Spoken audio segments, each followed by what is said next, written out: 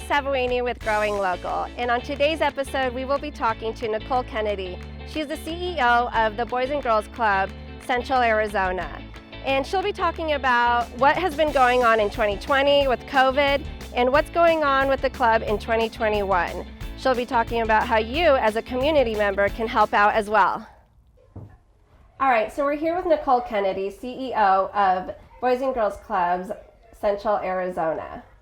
So Nicole, just tell me a little bit about the history of Boys and Girls Club and the mission. What are you guys all about? Sure, definitely. Well, we have an interesting history here in the local community. We were actually a boys club back sometime in the mid-century. It closed, obviously, after a period of time, and then reopened a couple different times. Most recently, we reopened in 2012. Okay. And we now serve kids in the Quad Cities from ages 6 to 18 for after-school care. Wow.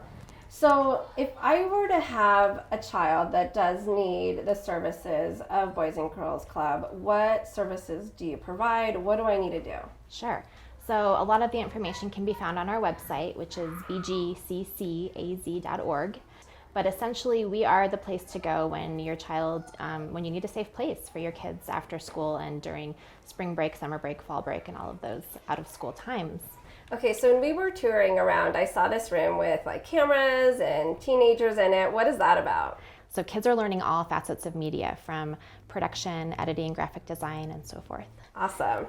How neat. And then how can somebody in the community help out with the Boys and Girls Clubs? Yeah, there's a lot of ways to help out. I like to say you can donate your time, your talent, or your treasure.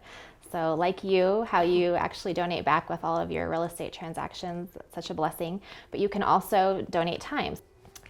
So we'll be looking for volunteers in all the different program sectors that we have reestablished, to include STEM experts, the arts experts, and so forth. So we're really excited about that. How great.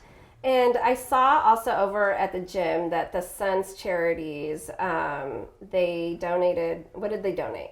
What did they do? Yeah, so they were one of the many amazing partners that came together to help us transform the original expansion of the Prescott Valley Club. So we've had the town of Prescott Valley, the Fain family, the Massey family, MI Windows and Doors, the Phoenix Suns Charities, Fiesta Bowl Charities, and many more have come together to really help us transform and get to the next level. So Jess, one of the things we're working on is really digging into our strategic plan. We've brought in a design team to come alongside this process and really dig into what makes the best space for our kids. And Cool. So it's about designing around curriculum and programs rather than just a brick and mortar space. Right. And we'll have a brand new multimedia studio, a new art room, and new spaces that will really enhance every single sector of our programming. How awesome. How incredible. I love that so many people in our community have such a passion for the youth of our community. Absolutely. We're very fortunate to be able to work alongside such an amazing community. I know, it's really cool. And what did you do in 2020? Were you guys open? What was so different? Yes, in some ways it felt like our world didn't stop, because it really didn't. When the school districts were forced to close in March of 2020, we took 6 days to stop. We closed and reassessed what we could do. We surveyed the community and realized there were still a lot of families that needed us. Yeah. So we reopened, and instead of being open for typical after-school hours, we were actually open all day long from 7:30 a.m. until 6 p.m. to really serve the families that needed us. Yeah, it was a unique opportunity to serve, though, and I'm glad we were able to do it. Yeah, and then how many children do you guys serve in the Quad Cities?